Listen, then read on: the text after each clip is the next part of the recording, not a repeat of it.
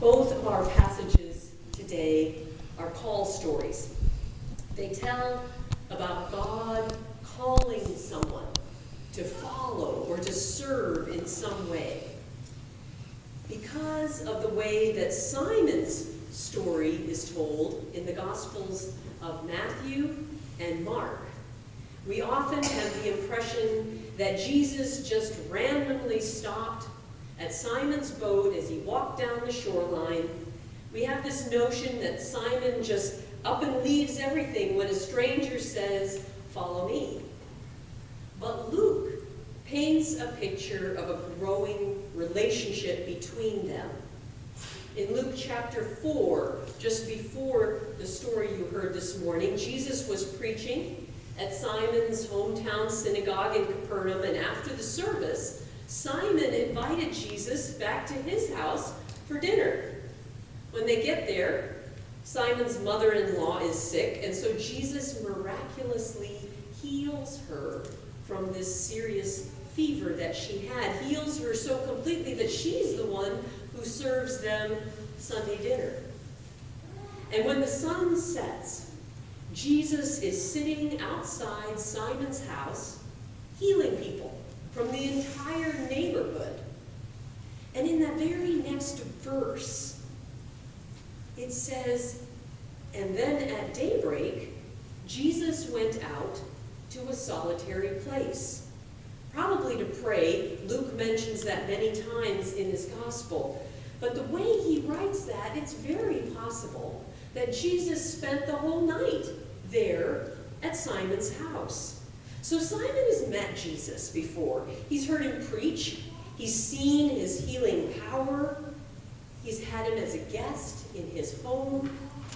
There's a growing relationship, such that Simon addresses Jesus as Master. That's not the same word as Lord, which he'll use later. It's more like Sir, but it's a term of respect, of relationship. And it's in the context of this developing relationship with Jesus that Simon and his fishing partners will leave everything to follow Jesus. But even so, Simon's initial response is not to jump up and down and say, ooh, choose me, choose me.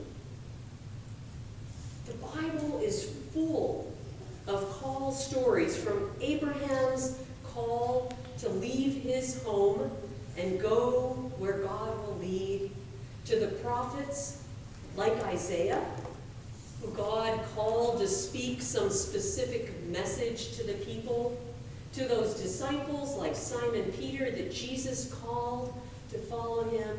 And it doesn't stop there. It goes on even after the biblical record is complete.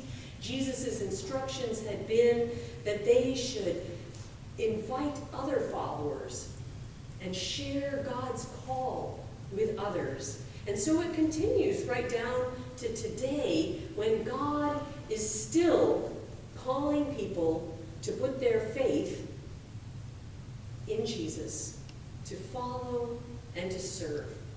We all have a call to be a disciple and to serve in the unique way that God has prepared for us. What caught my attention this week in these call stories that we've thought about and heard wasn't so much that there was a call. We all have calls. But it's how they and we respond to that call. I was surprised by the amount of resistance that there is to God's call. Jesus doesn't spring the discipleship's question on Simon right off the bat there, even in this story. He first asks to use Simon's boat for a floating stage from which to teach. The crowd was pressing in so much and pressing him down to the water's edge, so he steps into Simon's boat and asks if he would just push out a little. Apparently Simon agreed. Jesus was already in the boat. And so Jesus sits down, and from a short distance out, he's able to speak to the whole crowd so that everyone can hear him. And Simon is a captive audience.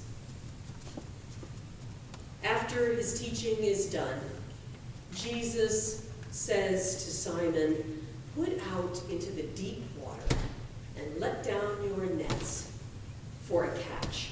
Simon expresses some reluctance and some skepticism. He's the professional fisherman, not Jesus. He's the one who's tired from a night of futile effort, repeatedly casting out the nets only to haul them in empty.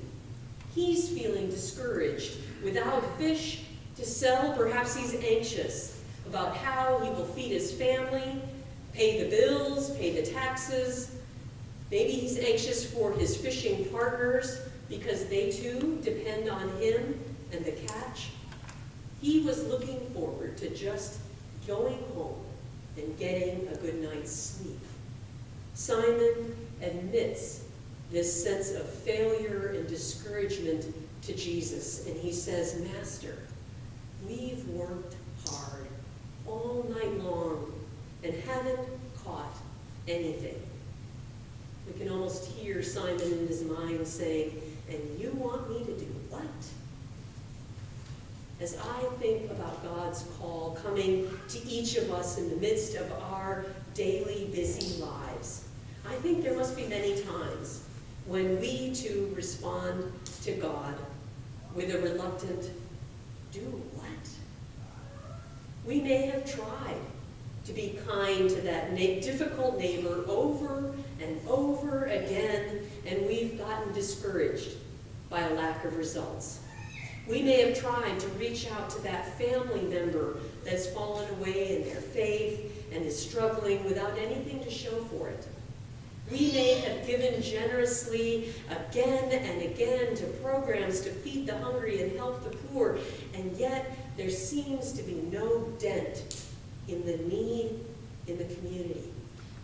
And yet, in prayer or in worship, we hear God calling to us, or maybe winking at us, telling us to put out into deep waters again, to take that risk again, to put down our nets again. And despite his reservations, Simon responds, "Yet if you say so, I will let down my nets." And what a surprise! Nets so full of fish that they start to tear, boats so full of fish they start to sink. God's surprising provision, God's amazing abundance. The greatest catch of their fishing careers is not the result of their expertise or their skill, but the result of God's power to use people who will trust and obey what Jesus says.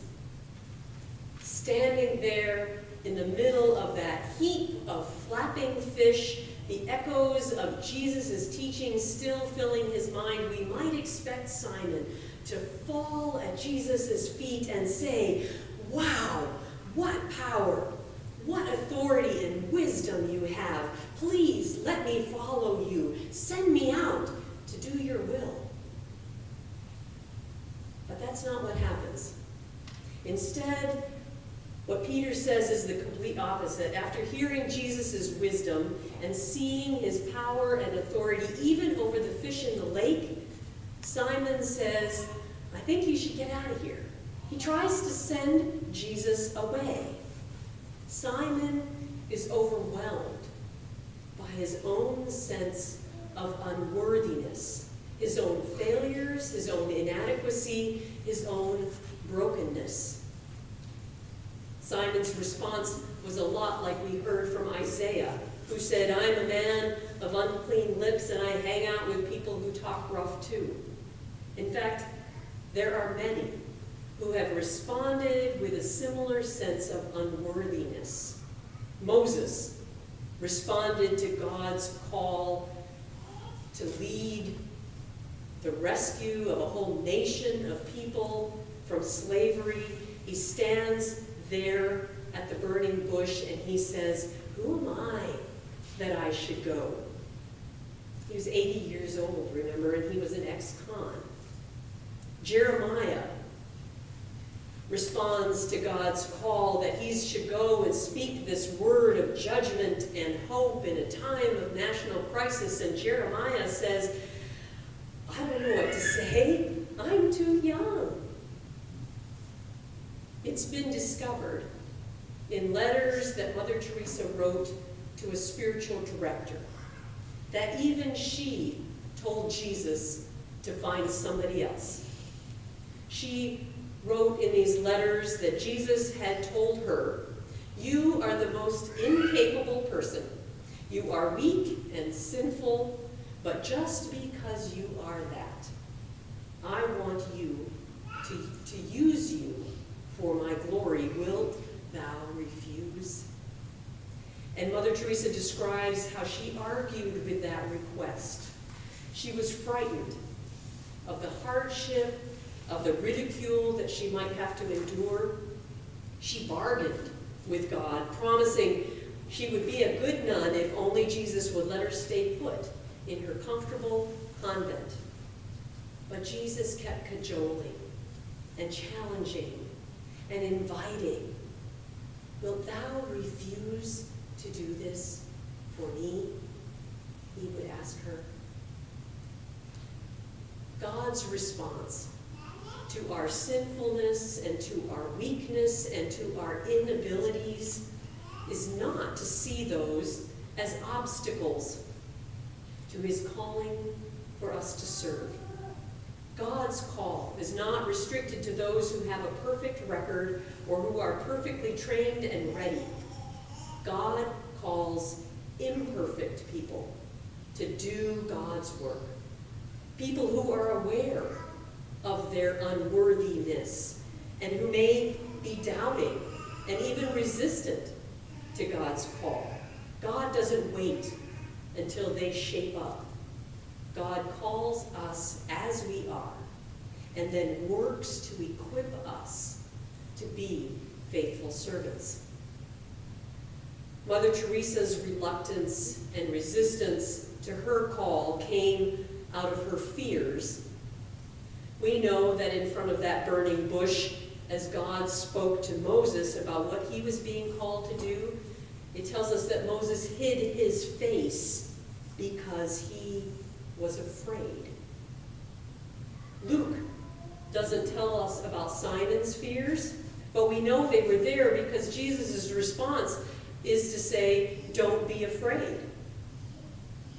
I know that when David and I responded to the call to mission service in India, there were fears that we had or that our families had. What if the kids get sick, they asked. What if we can't learn the language? What if? I'm sure there are fears as Lisa prepares to go on that trip to Honduras. What if it's not safe? What if it's dirty? What if the sadness of poverty is overwhelming? Jesus' promise to his followers is, "I will not leave you as orphans. I will come to you, and the Spirit of God will come and be with you and in you." God provides the Holy Spirit to comfort and protect and guide, and God promises, "I will never leave you nor forsake you." Fear and reluctance and resistance are normal. Whether the call from God is for a large, daunting task or for a small, simple challenge, Jesus is inviting you. Put out into the deep water and let down your nets for a catch. Will you respond? Will you say, "Yes, Lord, there's a lot going on and I'm not feeling worthy, I'm afraid. But because you say so, I will let down my nets. I will go I will try, I will share, I will speak. Let it be so. Amen.